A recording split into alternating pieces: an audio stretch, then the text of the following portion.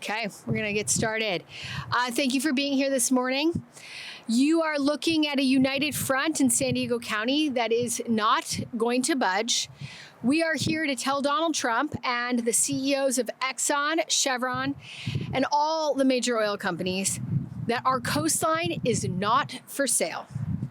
Trump's push to restart offshore oil drilling in California will be costly, destructive, and puts our beaches and coastlines at risk of another devastating oil spill. These spills can make us sick and destroy the tourism economy we all rely on. I will never forget the seabirds and seals that I've seen drowning in oil. So we refuse to be the dumping ground for big oil chasing windfall profits at the expense of our health, our environment, our community, and our economy. California, we learned the hard way what happens when the oil industry calls the shots. The Santa Barbara spill poured more than 4 million gallons of crude oil into our ocean. It killed wildlife, destroyed miles of coastline, and changed our state forever. We built a movement out of that disaster. And here in San Diego, we spent years building a cleaner, safer, and more resilient future. One that learns from the past instead of repeating it. When big oil manipulates prices, families here feel it right away. At the pump, on our energy bills, and in the cost of everything that moves through this region. At Tuesday's board meeting, Supervisor Paloma Aguirre and myself will bring forward a resolution officially opposing offshore oil drilling. We are sending a strong and united message to big oil executives that San Diego County's coastline is not for sale. We don't care what Donald Trump wants to do. Big oil will not be drilling off our coastline. We have strong environmental and pipeline laws to make sure that this does not happen. Californians deserve affordable energy and a clean and healthy environment. And as chair of San Diego Community Power, as well as the chair of the San Diego County Board of Supervisors, I'm working every day to deliver clean, stable, affordable energy and move away from the volatility and price spikes that fossil fuels keep forcing upon us. In San Diego, we have the sun year-round. It's an endless supply of clean, inexpensive, renewable energy. Solar costs have fallen 88% since 2010. Wind costs have dropped by nearly 70%. We've made real progress, and we will not go backwards. So, Trump may try to fast-track drilling and silence our communities and call climate change a, quote, con job. But here in San Diego, we show up, we get organized, and we fight to defend what we love. Our beaches, our kids, our economy, a healthy environment, and our future. If Donald Trump wants to auction off our coastline to the highest bidder, he's going to have to go through all of us. And through the hundreds and hundreds of people now signing our petition opposing offshore oil drilling. You can find the petition on my social media platforms and also on Supervisor Aguirre's social media. So with that, I'd like to introduce Chair Pro Tem of the San Diego County Board of Supervisors, Paloma Aguirre. Good morning. I want to thank you all for being here. I also want to thank our supporters standing with us today. Thank you, Chair Lawson-Remer, for your partnership and dedication to our coastal communities. San Diego County is defined by its iconic natural spaces. Every time those spaces are threatened, our region steps up. Today is one of those moments. The Trump administration is arrogantly trying to turn back the clock and reopen Southern California to new offshore drilling leases. A threat to our coastline we have not faced since the mid-1980s. Let me be clear. No one in California wants this, and I mean no one. In an overwhelming bipartisan fashion, Democrats and Republicans agreed that offshore drilling is too big of a risk. Together, protections were put in place to stop new leases and safeguard our coastline. This was nearly 40 years ago. Offshore drilling pollutes our air and water and carries major risks of spills that endanger wildlife, public health, and our coastal economy. During operations, contaminated water and drilling muds are released into the ocean, sending toxic chemicals and heavy metals into our coastal waters and permanently disrupting vital seafloor ecosystems. Now let's talk about oil spills. One oil spill can shut down an entire tourism industry. It has happened before. In 1969, Santa Barbara oil spill damaged 100 miles of coastline, immediately shutting down fisheries and tourism, resulting in lawsuits for damages that totaled hundreds of millions of dollars. And in 2021, an oil spill in Huntington Beach devastated our region, with the harmful impacts reaching us here in San Diego County. Hazardous, sticky tar balls washed up on our beaches and then washed onto our beaches, from Oceanside all the way down to Imperial Beach. I remember walking the beaches in Imperial Beach and running into these tar balls. That's nearly 60 miles of Southern California coastline harmed by a single spill. And let's not forget about the thousands of seabirds and marine mammals hurt or killed due to both spills. It could happen again. Think about our hotels, our surf schools, our small businesses like ice cream shops, that we'll hear from one of our ice cream shop owners in a bit, and the thousands of workers who rely on clean water and open beaches to make a living. In District 1, we know firsthand the harm water pollution can inflict on people's health. Imperial Beach, the city I'm proud to call home, was built on a fearless surf culture that pioneered big wave riding at the Tijuana sloughs. That legacy, shaped by surf legends like Dempsey Holder and Bob Simmons, aka the father of the modern surfboard, cemented IB's vibrant coastal identity and is part of what inspired me to move there. Filmmakers used IB as a backdrop for the perfect beach town. If you've seen John from Cincinnati or Lords of Dogtown, you've seen glimpses of the surf culture we once had. Key verb tense, had. But due to high levels of pollution from sewage and chemical runoff in the Tijuana River Valley, Imperial Beach is now facing the longest continuous beach closure in its history. 3 years of closed beaches. 3 years of lost tourism and income. Now imagine adding oil pollution on top of that. It is simply not worth the risk. When our waters become unsafe, everything stops. We can't open the door to more threats. That's why Chair Lawson-Remer and I are bringing forward a resolution opposing Trump's offshore drilling plan. Our voice is our power, and Washington needs to hear us loud and clear. Stopping this plan will take all of us up and down the state. Our resolution puts the county's full support behind Congressman Mike Levin's Southern California Coastal and Ocean Protection Act. It directs interagency coordination with Governor Newsom and Attorney General Bonta and other Southern California counties to form a unified response. I've actually been in contact with the supervisor, the chair of the Santa Cruz County Board of Supervisors, who are also spearheading equal efforts. We will do everything in our power to stop Trump from exploiting our coastline, but we also need our community with us. So we're putting a call out to ask for your support. As Chair Lawson-Remer mentioned, we have a petition. We're asking people to sign it. You can find it in our social media platforms. We're asking you to share it. Southern California's beaches are central to our identity, our health, and our economy. I mean, just look at this beautiful day. Just look behind me. We have our gorgeous coastline, we have beautiful weather, and we cannot allow Trump to come in and wreck what we have worked for so hard. We will send a message so loud that they hear it all the way to the White House. Our coastline is not for sale.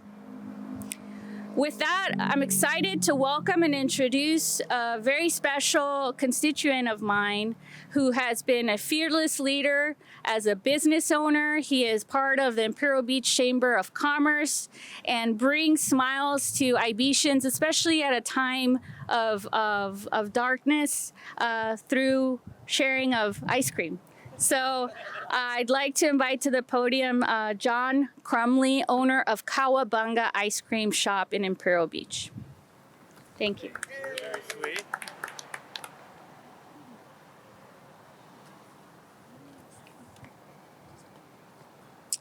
Sorry.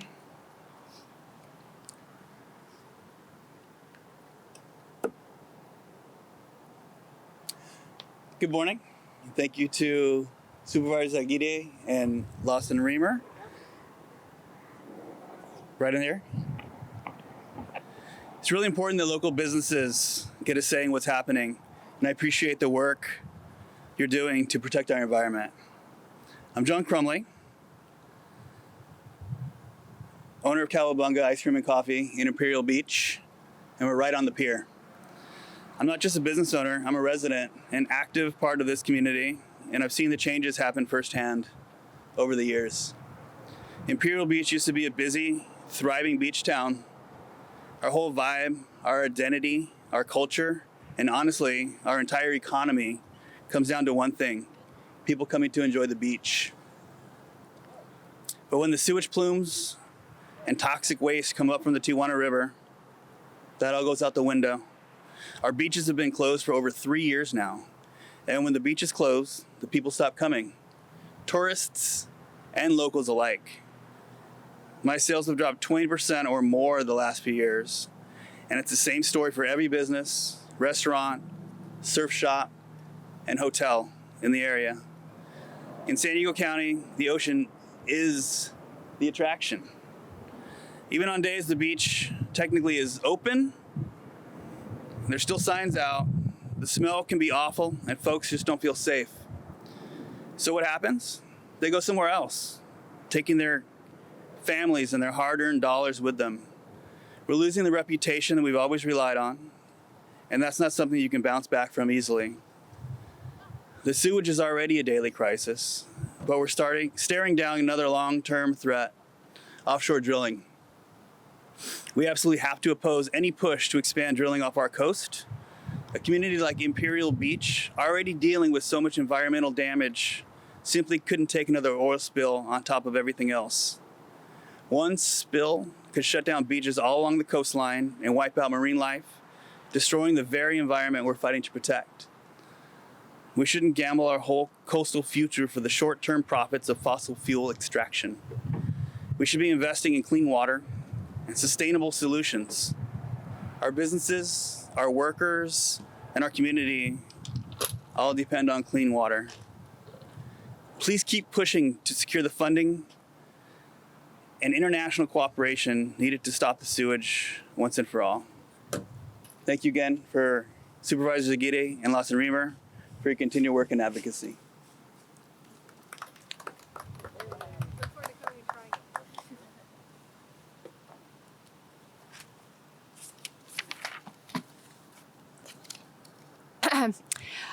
I'm excited to come try the ice cream. And I'd now like to introduce Jason Anderson, President and CEO of Clean Tech San Diego. I've tried the ice cream and it's good and it's worth trying. Never fun to follow someone serving ice cream. So good morning. My name is Jason Anderson. I'm here today on behalf of Clean Tech San Diego. Clean Tech San Diego is a renewable energy business association that has worked for the past 18 years to support the San Diego region's clean energy industry. Today, this industry here employs 40,000 people in our region, most of which are solar installers, and has about a $9 billion impact on our regional economy. We at Clean Tech San Diego know firsthand that renewable energy is quite often cheaper than fossil fuels. In fact, as the supervisor noted earlier, the cost of solar and wind power has fallen dramatically over the last number of years. Solar energy, for example, is on average 40% cheaper than fossil fuels, and onshore wind can be over 50% cheaper. And with the increase in battery energy storage systems here in San Diego, we are unlocking even more affordable renewable energy when electricity rates are at their highest.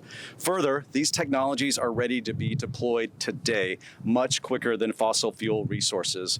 In California alone, clean and renewable energy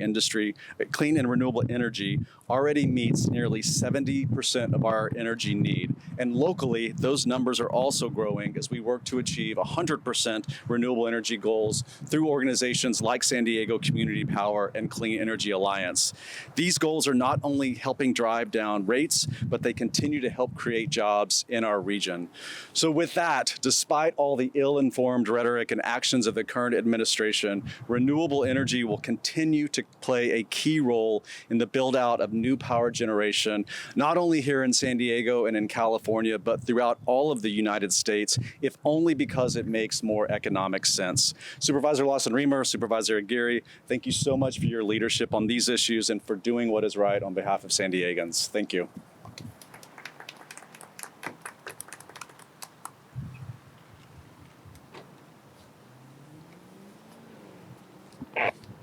Thank you so much. Our next speaker is Dr. Tim Morris, a pulmonary specialist in San Diego County.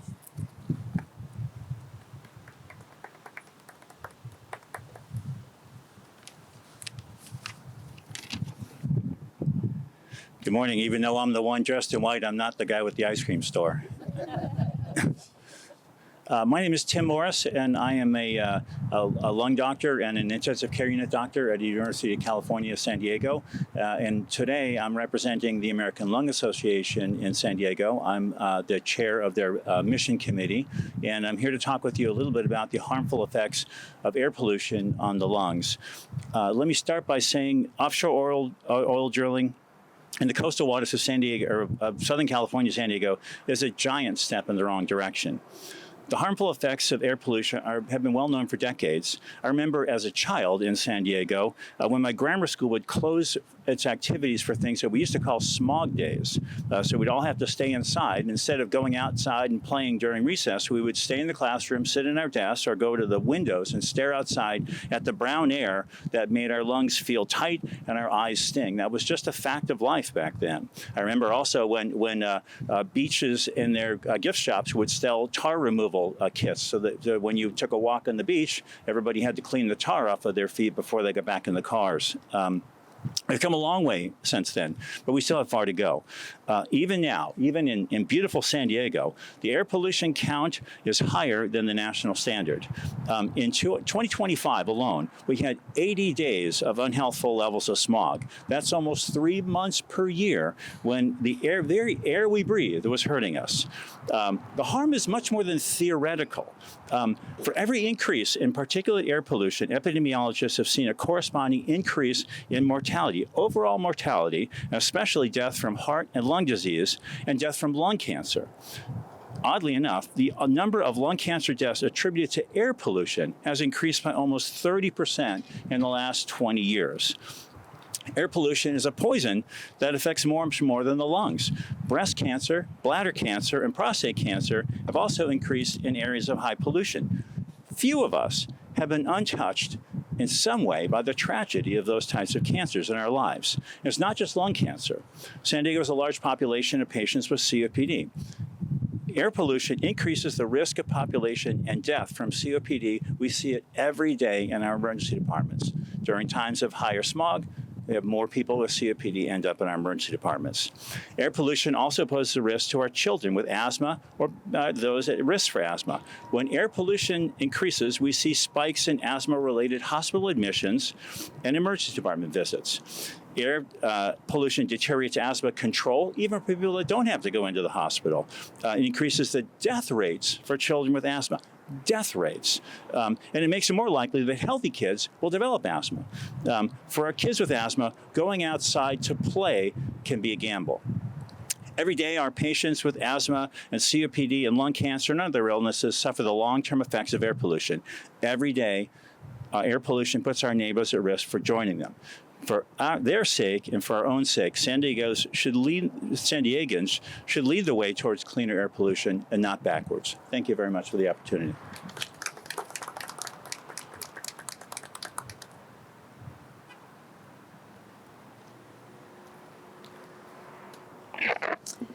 Thank you. Surfrider Foundation's Senior Policy Coordinator, Mitch Silverstein, is our next speaker.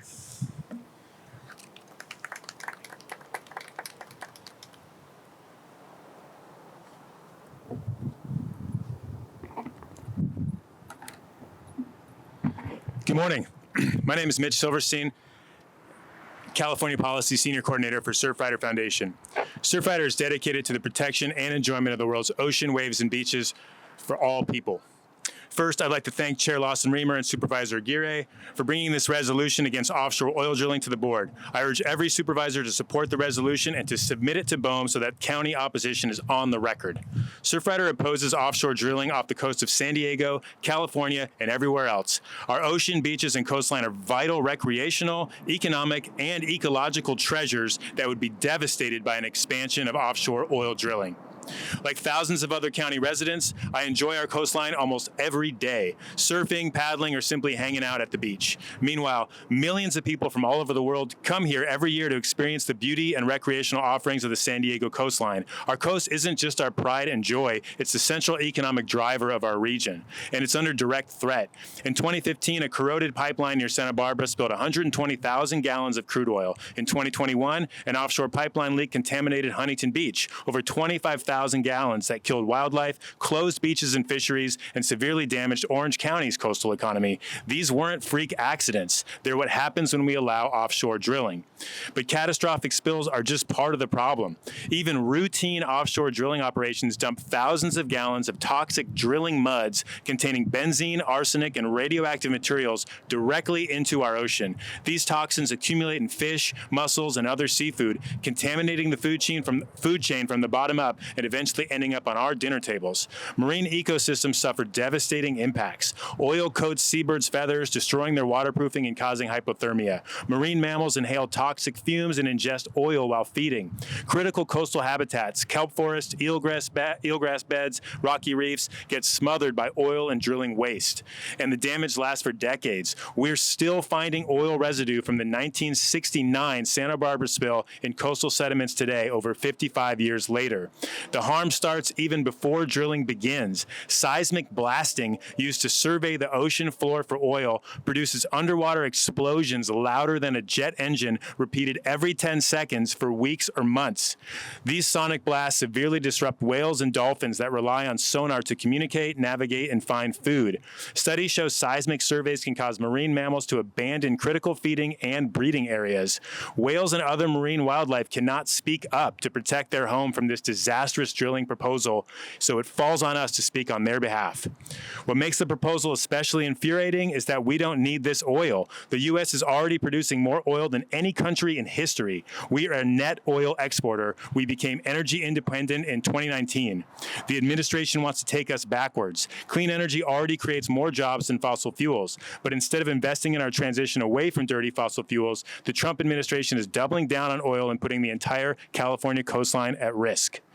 Meanwhile, fossil fuels are directly responsible for our planet's worsening climate crisis, which contributes to more destructive wildfires and is directly responsible for accelerated sea level rise, putting the sandy beaches we love at existential risk. The risks far outweigh any benefit. We could lose our wildlife, our fisheries, our beaches, our entire way of life. This resolution sends a clear message. San Diego County's coast is not for sale. I urge you to support the resolution, sign the supervisor's petition, record your opposition to BOEM, follow Surfrider, and keep fighting to save our coast. Thank you.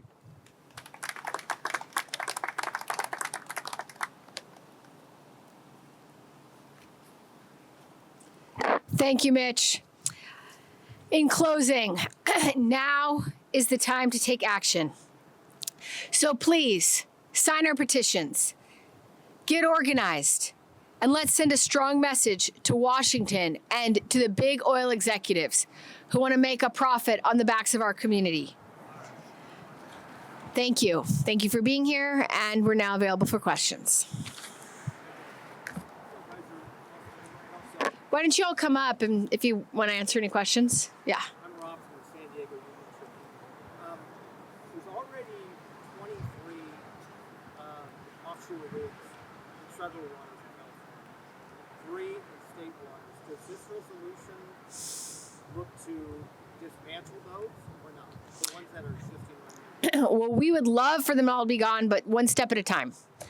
First, let's not build any new rigs because we don't need to dig ourselves deeper into this hole. Yeah, no, I mean, especially the ones in state waters, right? That's what we're really fighting off here. We have jurisdiction inside of the economic zone. So that's the 3 miles of coastal waters that the state has jurisdiction over. That's primarily the focus of this. But of course, we don't want any more added on, including the existing federal rigs that are there in federal waters. And if the resolution passes tomorrow, is it merely symbolic or because not the California Energy Commission? No, absolutely. But add every single county in this state, in addition to all the city councils that are supporting this effort, if and when there's legal action to pursue against what the proposal is, there'll be a clear consensus that we're entirely in opposition of this. So it may seem something small and symbolic, but collectively, it's a very powerful tool that we have to push back on this proposal. Absolutely, and just to echo my colleague, the importance of this resolution is threefold. First of all, it ensures that our lobbying efforts can be directed officially against additional offshore oil drilling. And we do have to take action as a board to make that an official policy so that the work that we do, lobbying in Washington and D.C. and in Sacramento, can be really squarely addressed at preventing any additional oil rigs from being built. But most importantly, this is really critical because at the end of the day, Trump only has jurisdiction over federal waters. And in order for any additional oil rigs to be built, you'd have to make sizable investments from private oil companies that would need to be certain that they'd be able to get the oil on shore. And they will know loud and clear from San Diego County and from the other counties up and down the coastline that indeed and in fact, we are not going to be allowing this oil to come on shore because that is within the jurisdiction of the state of California. So we can make it very clear that it will be wildly unprofitable and a complete economic failure for them to pursue building offshore oil rigs, even if Trump does unilaterally open up waters for drilling. So even if we can't prevent his decree, we can prevent the rigs from being built because we can make sure oil companies know that they will never make a dime off the coast of California by exploiting the citizens of our state. And then third of all, as my colleague mentioned, if and when there's an opportunity to take legal action, it will be really important that there's a clear on the record public sentiment that we as a community are united in our opposition because there are federal rulemaking guidelines that do require a public comment period, and that has been ignored unilaterally by the Trump administration. So there's 3 really important reasons for us to put this on the record.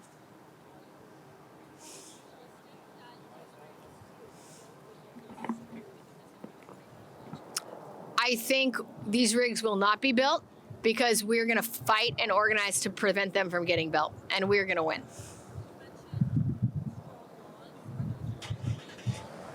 Yeah. So you kind of think about this.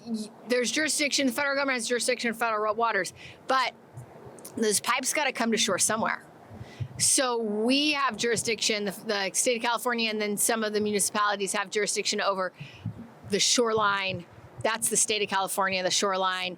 And then there's areas like within municipalities that municipalities have jurisdiction over. So you got to think about how would you get the oil to shore if the state of California won't allow any additional oil pipes to be built. Other questions? Any questions for Mitch about, I thought, really compelling remarks about the devastating history of offshore oil drilling in California? Okay, well, thank you all, and we're all available for one-on-ones. Thanks. Thank you.